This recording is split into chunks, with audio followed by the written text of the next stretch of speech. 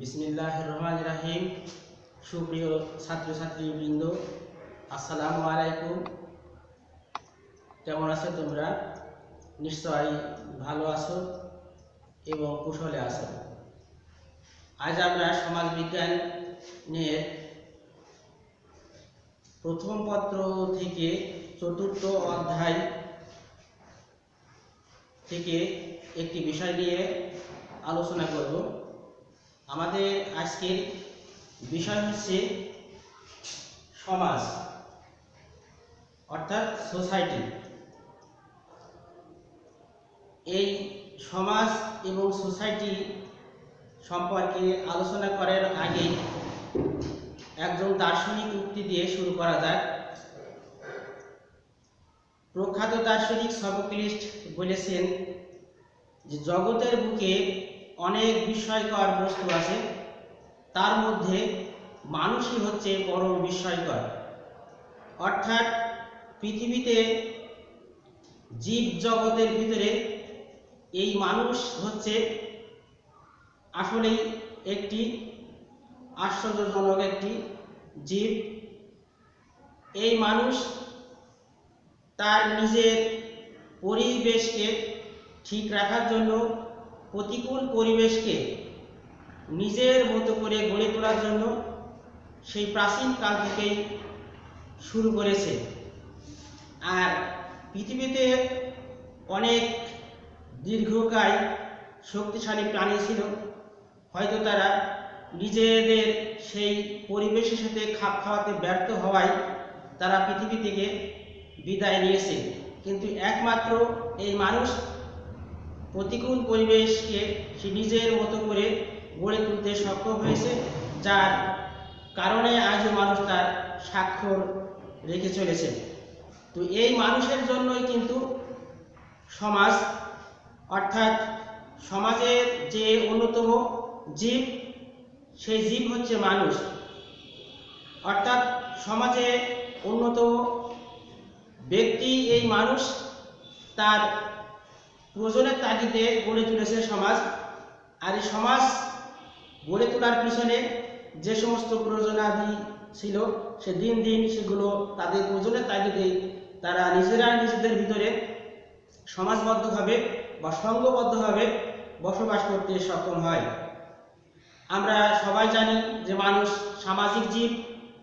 সমাজবদ্ধভাবে বসবাস করা হচ্ছে মানুষের সহজাত প্রবৃত্তি, যার কারণেই কিন্তু আমরা সমাজে জন্মগ্রহণ করি, সমাজে বড় হই, সমাজ থেকে জ্ঞান বিজ্ঞান শিক্ষা দীক্ষা জ্ঞান পরিবার সব কিছু অর্জন করি। শেষ মুহূর্তে আমরা হয়তো এই সমাজ থেকে একসময় বিদায় নিই।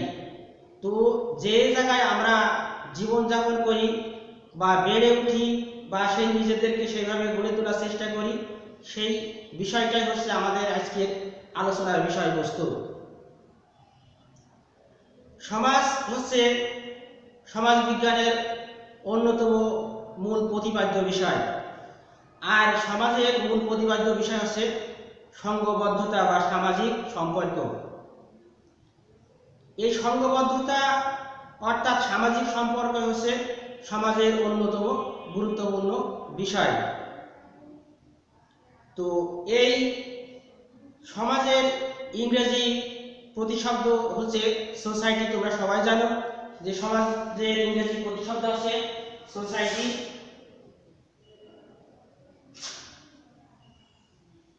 এই সোসাইটি শব্দটি ল্যাটিন শব্দ সোসিওয়াস, ল্যাটিন শব্দ সোসিওয়াস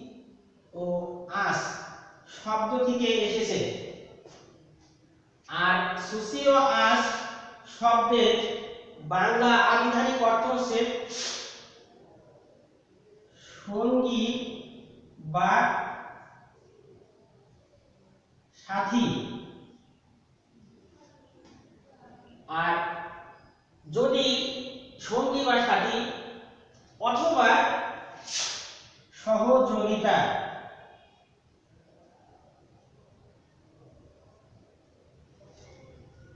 অর্থাৎ সহযোগিতা। আর সহযোগিতা যেটা না হলে নয়, যে সহযোগিতা বা সংঘবদ্ধতা যার জন্য গড়ে ওঠে সেটাই হচ্ছে সমাজ। অর্থাৎ এই সোসিওলজি শব্দের অর্থ ভাবার্থ হিসেবে আমরা সমাজ বা এটাকে আমরা ভাবতে পারি। লক্ষ্য করো বন্ধুরা, তো সমাজ কি?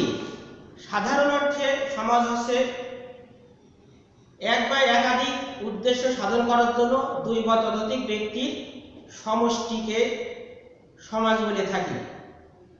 অর্থাৎ কিছু সংখ্যক ব্যক্তির সংঘবদ্ধতা বা সমষ্টিবদ্ধতাই হচ্ছে সমাজ।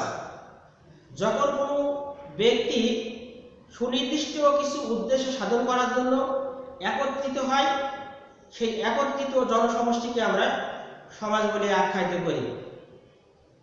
তো এখানে আমরা সংঘবদ্ধতা বা দলবদ্ধতা বা সামাজিক সম্পর্ক, সহযোগিতা এগুলোকে সমাজের অন্যতম মূল মন্ত্র হিসেবে ভাবতে পারি। এই সমাজ সম্পর্কে বিভিন্ন সমাজবিজ্ঞানী বিভিন্ন দৃষ্টিকোণ থেকে সংজ্ঞা দেওয়ার চেষ্টা করেছেন। সেক্ষেত্রে আমরা সমাজবিজ্ঞানী জিসবার্গের সংজ্ঞা, সমাজবিজ্ঞানী জিসবার্গ সবই জিসবার্গ বলেন সমাজ হলো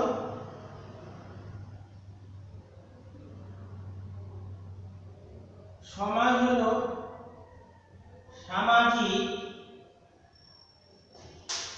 সম্পর্কের জটিল জাল। সমাজ হলো সামাজিক সম্পর্কের জটিল জাল, যে সম্পর্কের দ্বারা প্রত্যেক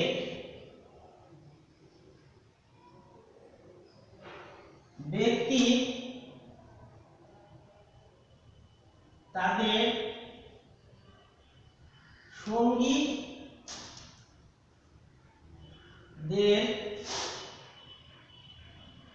সঙ্গে, লক্ষ্য করো বন্ধুরা, জিসবার্গ বলেন সমাজ হলো সামাজিক সম্পর্কের জটিল জাল, যে সম্পর্কের দ্বারা প্রত্যেক ব্যক্তি তাদের সঙ্গীদের সঙ্গে যুক্ত। অর্থাৎ এই সংজ্ঞাটি আমরা লক্ষ্য করি সামাজিক সম্পর্ক এবং এই সামাজিক সম্পর্কের আলো, অর্থাৎ আমরা প্রত্যেকটা ব্যক্তি জাল বা নেট চিনি। জালের সুতা যেরকম একটা সুতার সাথে আরেকটি সুতা যেরকম গিট বাঁধা থাকে, তো অনুরূপভাবে যেরকম টানলেও অনেকটা ছিঁড়তে চায় না বা এরকম আটকে থাকে, তো আমাদের সমাজে যারা বসবাস করে প্রত্যেকটা ব্যক্তির সাথে গোষ্ঠী এইভাবেই কিন্তু নেটের মতো কিন্তু আটকে থাকে বা এইভাবে সম্পর্ক যুক্ত হয়। আর এইভাবে যখন সম্পর্কযুক্ত ভাবে জীবনযাপন করে তখন সেটাকে আমরা সমাজ বলে আখ্যায়িত করি।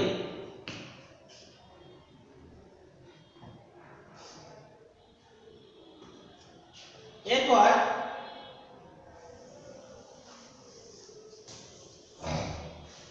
সমাজবিজ্ঞানী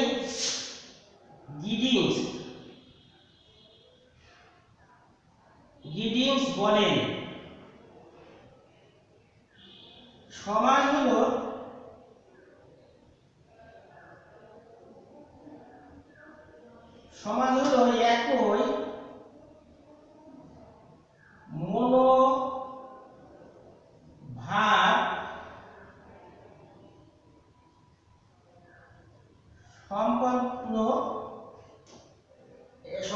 একই মনোভাব সম্পন্ন ব্যক্তি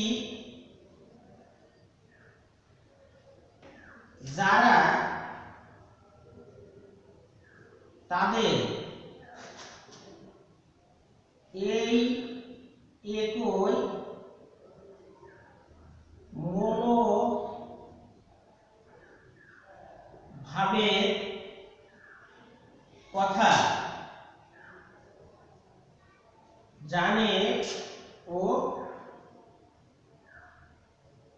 উপভোগ করে। সে কারণে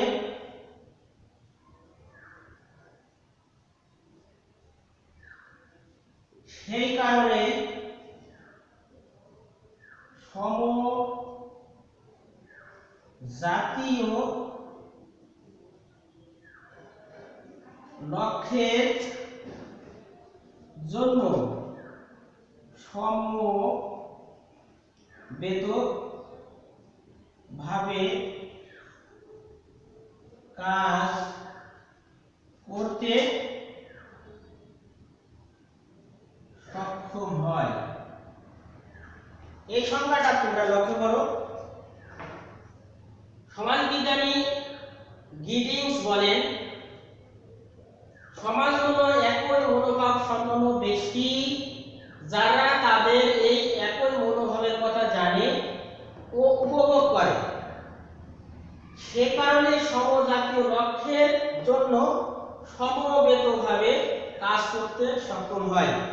অর্থাৎ সমাজে যারা সমাজে বসবাস করে বা সমাজে যে সমস্ত ব্যক্তিবর্গ থাকে তারা একই মনোভাব অর্থাৎ চিন্তা চেতনা ধ্যান ধারণার দিক থেকে তারা কিন্তু একই ধরনের চিন্তা চেতনা করে থাকে বা করতে হবে, এবং এই মনোভাবের কথা একে অপরের মনের ভাব বা তাদের মনের ভাবের যে আদান প্রদান কুশলাদি এটা কিন্তু একে অপরের ভিতরে সেটা আদান প্রদান বা মিথস্ক্রিয়ার বিষয়টি তাদের ভিতরে থাকতে হবে। এবং এই কারণে সমজাতীয় অর্থাৎ তারা যে সমস্ত কর্মকাণ্ড বা জীবনযাপন বা জীবনধারা বা তাদের জীবন পরিচালনা করার ক্ষেত্রে যেভাবে জীবনযাপন করে সেই সমজাতীয় লক্ষ্যের জন্য তারা সমবেত বা একত্রবদ্ধভাবে কাজ করতে তারা সক্ষম হয়। এই জন্য এই সংজ্ঞাটা গিডিংস বলছে যে এইভাবেই যে একই মনোভাব সম্পন্ন ব্যক্তি যারা তাদের এই মনোভাবের কথা জানে এবং উপভোগ করে সেই কারণে সমবেতভাবে সমজাতীয় লক্ষ্যে কাজ করতে সক্ষম হয়। এরপর প্রখ্যাত সমাজবিজ্ঞানী ম্যাকাইভার ও পেস। প্রখ্যাত সমাজবিজ্ঞানী ম্যাকাইভার ও পেস তাদের সোসাইটি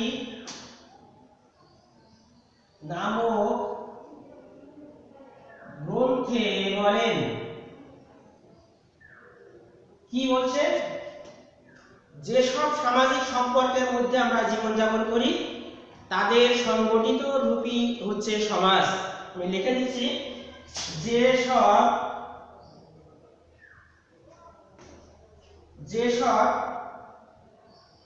সামাজিক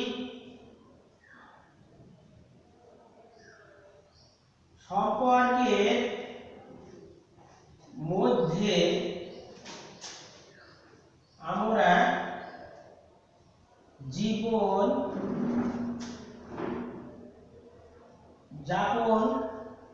যাপন করি তাদের সংগঠিত রূপই হচ্ছে সমাজ। লক্ষ্য করো, প্রখ্যাত সমাজবিজ্ঞানী ম্যাকাইভার এবং পেস তাদের সোসাইটি নামক গ্রন্থে উল্লেখ করেছেন, যেসব সামাজিক সম্পর্কের মধ্যে আমরা জীবনযাপন করি তাদের সংগঠিত রূপই হচ্ছে সমাজ। অর্থাৎ তাহলে আমরা কোথায় বসবাস করি? আমরা সমাজে বসবাস করি। তাহলে এই সমাজে বসবাস করতে গিয়ে আমরা একে অপরের সাথে যে ধরনের সম্পর্কে সম্পর্কিত হই সেই সম্পর্কটাই হচ্ছে আমাদের সমাজের অন্যতম মূল থিম। অর্থাৎ এই জীবনযাপন করতে গিয়ে আমরা যে সংগঠিত যে রূপ বা যে সমস্ত সংগঠিত যে প্রতিষ্ঠানের মধ্যে আমরা জীবনযাপন করে থাকি যার মূল বিষয়টি হচ্ছে সামাজিক সম্পর্ক। এই সামাজিক সম্পর্কের মধ্যে অর্থাৎ জীবনযাপন করার যে ধারা বা জীবনযাপন করার যে চিন্তা চেতনা করে থাকি তার সংগঠিত রূপকে আমরা সমাজ বলে আখ্যায়িত করি। সুপ্রিয় শিক্ষার্থী বন্ধু বা বন্ধুরা, আমরা এখানে যে তিনটা সংজ্ঞা উপস্থাপন করার চেষ্টা করলাম, তিনটা সংজ্ঞার ভিতরে যে জিনিসটা আসে সেটা হচ্ছে সংঘবদ্ধতা, সামাজিক সম্পর্ক এবং তাদের সেই সামাজিক সম্পর্কের আলোকে জীবনযাপন করা বা সেই সামাজিক সম্পর্কের মাধ্যমে একে অপরের সাথে সম্পর্কিত হওয়া, পারস্পরিক আবদ্ধ হওয়া, এটাই হচ্ছে বা এই আবদ্ধ হয়ে জীবনযাপন করা, তাদের সাথে একত্রবদ্ধভাবে জীবনযাপন করা, একে অপরের নির্ভরশীলতা, সহযোগিতা ইত্যাদির মাধ্যমে কিন্তু এই সমাজটা গড়ে ওঠে। এবার লক্ষ্য করো বন্ধুরা, এবার আমরা সমাজের কিছু বৈশিষ্ট্য সম্পর্কে আলোচনা করব, তাহলে তোমরা আরো বিষয়টা সম্পর্কে ধারণা পাবে। বৈশিষ্ট্য: সমাজ হচ্ছে একটি মানবীয় সংগঠন।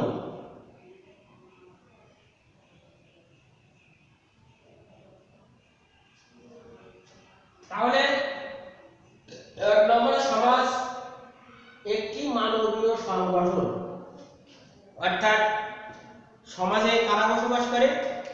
মানুষ বসবাস করে। আর এই মানুষের যে মানসিকতা মানবীয়, অর্থাৎ মানুষকে মানবীয় গুণসম্পন্ন জীব বলে আখ্যায়িত করা হয়। এই মানবীয় গুণসম্পন্ন জীব হওয়ার কারণে এখানে বলেছে মানবীয়। আর সংগঠন অর্থাৎ যার কাঠামোগত যে দিক, তো এই জন্য সমাজ একটি মানবীয় সংগঠন। এই মানবীয় সংগঠনে কিন্তু সমাজ কিন্তু বা সমাজে এই মানবীয় সংগঠন এই কারণে বলা হয় যে সমাজের এই অন্যতম জীব মানুষ এখানে বসবাস করে থাকে, যার কারণে এখানে মানবীয় সংগঠন বলে আখ্যায়িত করা হয়। 2, সমাজের সদস্যরা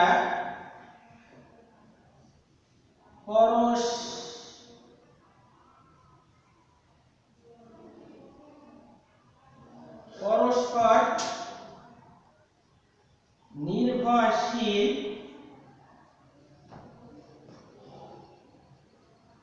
ও পরস্পর সম্পর্কযুক্ত।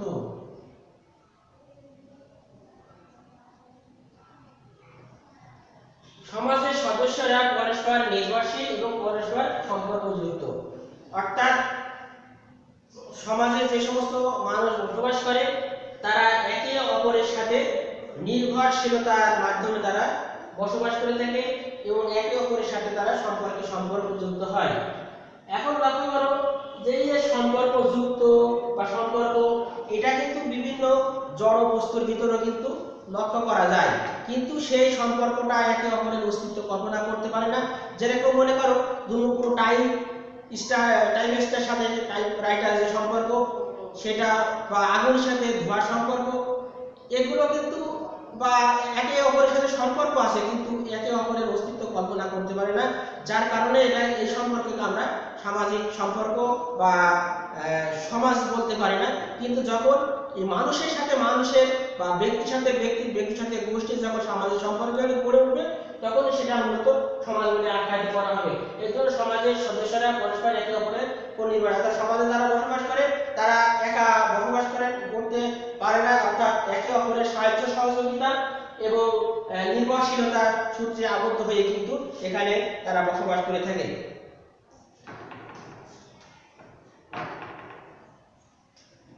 3, সমাজের সদস্যদের ভিতরে সমাজের একটি সাধারণ জীবন প্রণালী বা সংস্কৃতি থাকে। লক্ষ্য করো, সমাজের একটি সাধারণ জীবন প্রণালী বা সংস্কৃতি থাকে, অর্থাৎ সমাজে যারা বসবাস করে এই সমাজ প্রত্যেকটা ব্যক্তির নিজ নিজ সংস্কৃতি আছে বা জীবন প্রণালী আছে। অর্থাৎ এই সংস্কৃতি বা জীবন প্রণালী এটাই হচ্ছে সমাজের মানুষের অন্যতম মূল মন্ত্র। অর্থাৎ সংস্কৃতি বা তাদের যে জীবনধারা বা জীবন ব্যবস্থা সেটাই মূলত একটি সাধারণ ব্যবস্থা যেটা সমাজের মানুষের ভিতরে লক্ষ্য করা যায়। এজন্য প্রত্যেক সমাজে বসবাস মানুষের ভিতরে একটা সাধারণ জীবন প্রণালী বা সংস্কৃতি বিদ্যমান। 2,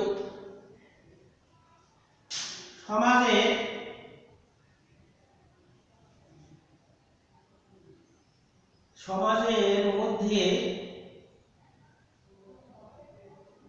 দ্বন্দ্ব সংঘাত ও সহযোগিতা বিদ্যমান। সমাজের মধ্যে দ্বন্দ্ব, সংঘাত ও সহযোগিতা উভয়ই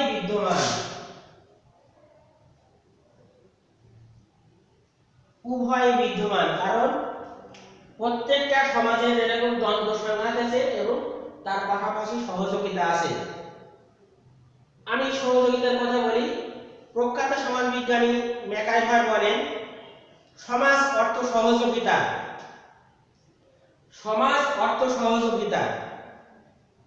ম্যাকআইভার এই সহযোগিতার উপরে জোর দিয়েছেন, কিন্তু তার বিপরীত কার্ল মার্কস পুঁজিবাদী সমাজের কথা উল্লেখ করেছেন, সেখানে দ্বন্দ্ব সংঘাতের কথা বলেছেন। অর্থাৎ পুঁজিবাদী সমাজে দ্বন্দ্ব সংঘাত বিদ্যমান। সহযোগিতা যেরকম কোনো কিছু নির্মাণ করে, দ্বন্দ্ব সংঘাত ধ্বংস করে। তো এই দ্বন্দ্ব সংঘাত এবং সহযোগিতা একটা সমাজে বিদ্যমান। দ্বন্দ্ব সংঘাতের ফলে কিন্তু সমাজ পরিবর্তন হয়। কার্ল মার্কস বলছেন যে দ্বন্দ্ব সংঘাতের মাধ্যমে সমাজ পরিবর্তন হয়। তো এখানে সমাজের মধ্যে দ্বন্দ্ব সংঘাত এবং সহযোগিতা উভয়ই বিদ্যমান থাকে। শুধুমাত্র সহযোগিতা থাকলে কিন্তু সেটা সমাজ বা সেটা হবে না। সমাজের সহযোগিতার পাশাপাশি দ্বন্দ্ব সংঘাতও লক্ষ্য করা যায়। তাই আমরা দেখি আমাদের সমাজে কোনো সময় কোনো বিষয়ে দেখা যাচ্ছে সহযোগিতা লক্ষ্য করা যায়, আবার কিছু সময় দেখা যাচ্ছে তার বিপরীত ধর্মীয় চিন্তা চেতনা বিভিন্ন ক্ষেত্রে সংঘাত বা তার বিপরীত যে দ্বন্দ্ব বা সমালোচনা করা বা সেটা বিপক্ষতা করা এটা লক্ষ্য করা যায়। 5, সমাজ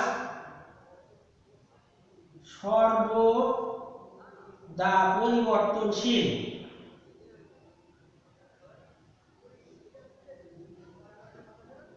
আমরা প্রত্যেকে জানি সমাজ পরিবর্তনশীল। হ্যাঁ, সমাজ আসলে পরিবর্তনশীল, অর্থাৎ সুনির্দিষ্ট একটা স্থানে আবদ্ধ থাকে না। যুগ যুগ ধরে এই সমাজ কিন্তু ধীরে ধীরে হোক আর দ্রুত গতি কিছু বিষয় আছে সমাজের, কিছু টার্ম আছে যেটা দ্রুত গতিতে সম্পন্ন হয়, আর কিছু টার্ম আছে যেটা মন্থর গতিতে সম্পন্ন হয়। কিন্তু কোনো কিছু কিন্তু থেমে থাকে না, প্রত্যেকটা বিষয় কিন্তু এটা সামনের দিকে এগিয়েই চলে। এই জন্য সমাজ সর্বদা পরিবর্তনশীল আমরা প্রত্যেকে জানি। যার কারণ এক সময় মানুষ আদিম যুগে বসবাস করত, এখন কিন্তু আমরা আধুনিক যুগে বসবাস করি। আদিম যুগ আর আধুনিক যুগ বিভিন্ন স্তর বা বিভিন্ন ধাপ বিভিন্ন সময় পার করে মূলত আজ আমরা এখানে উপস্থিত হয়েছি। যেরকম এই সমাজের প্রধান জীব মানুষ এক সময় গুহায় বসবাস করত, এখন সুন্দর বিলাসবহুল অট্টালিকা এবং বিভিন্ন ধরনের বাসস্থানে বসবাস করে থাকে। এই মানুষ এক সময় লজ্জা নিবারণের জন্য গাছের ছাল এবং পশুর চামড়া এবং লতা পাতা পরিধান করত, কিন্তু এখন মানুষ সুন্দর সুন্দর পোশাক পরিধান করে।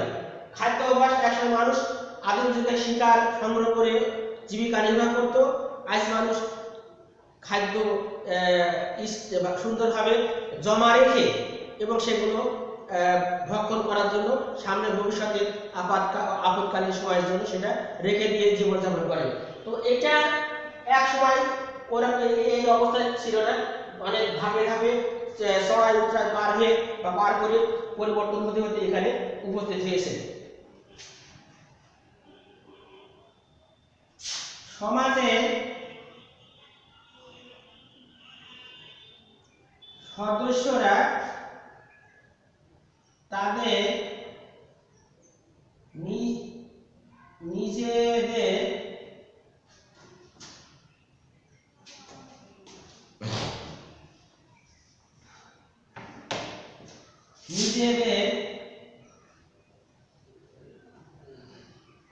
প্রয়োজন মেটানোর জন্য গড়ে তোলে বিভিন্ন অনুষ্ঠান প্রতিষ্ঠান।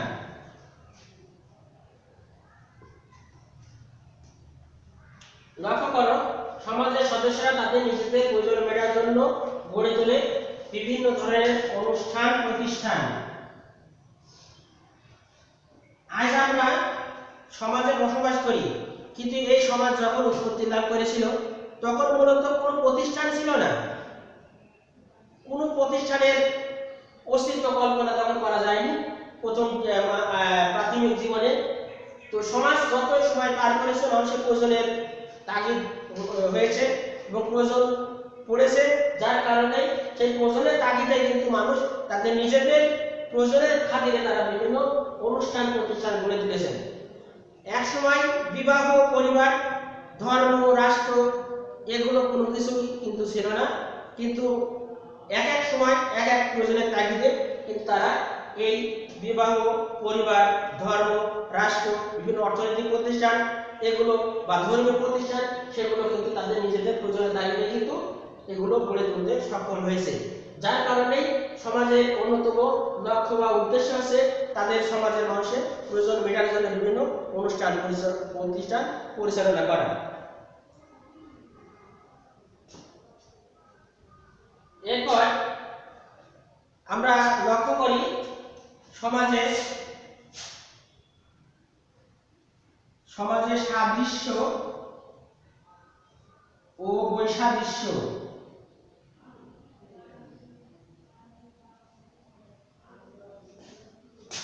উভয় লক্ষ্য করা যায়। সমাজে সাদৃশ্য যেরকম সাদৃশ্য আছে তার পাশাপাশি বৈসাদৃশ্য এই দুইটাই কিন্তু লক্ষ্য করা যায়। এই কারণে সমাজে সাদৃশ্য এবং বৈসাদৃশ্য লক্ষ্য করা যায়। ৮ নম্বর যদি আমরা বলি সমাজের রূপ ফুটে আছে তার গঠন কাঠামোর মধ্যে। এখানে আমরা বৈশিষ্ট্য আলোচনা করলাম, আর একটি বিষয় আমরা অল্প কথা বলে শেষ করব, তা হচ্ছে সমাজের গঠন। সমাজের গঠন প্রণালী। লক্ষ্য করে সমাজের গঠন প্রণালী বা গড়ে উঠতে হলে যেরকম কি লাগে, নির্ভরশীলতা, আর কি লাগে, মিথস্ক্রিয়া,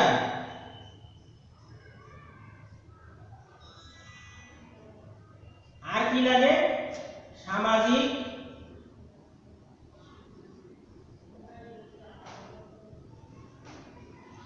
সম্পর্ক। অর্থাৎ এইগুলো দ্বারাই কিন্তু সমাজ গড়ে ওঠে। লক্ষ্য করো, একটা সমাজ গড়ে উঠতে হলে বা সমাজ হতে হলে কি থাকতে হবে, নির্ভরশীলতা, মিথস্ক্রিয়া এবং সামাজিক সম্পর্ক। এই তিনটা সংমিশ্রণে কিন্তু সমাজ গড়ে ওঠে। আমরা সুনির্দিষ্ট কোনো উদ্দেশ্য বা লক্ষ্য সেগুলো যদি বাস্তবায়ন করতে হয় তাহলে নির্ভরশীলতা, মিথস্ক্রিয়া এবং সামাজিক সম্পর্ক এই তিনটা মিলেই কিন্তু সমাজের গঠন প্রক্রিয়া সমাপ্তি ঘটে। তো প্রিয় শিক্ষার্থীবৃন্দ, আজ আমরা সমাজ সম্পর্কে আলোচনা করলাম। তোমরা তোমাদের বই আছে, সেই বই ভালো করে পড়াশোনা করবে এবং আমার ক্লাস ফলো করার চেষ্টা করবে। নিশ্চয়ই তোমরা সমাজ সম্পর্কে কিছুটা হলেও ধারণা পাবে।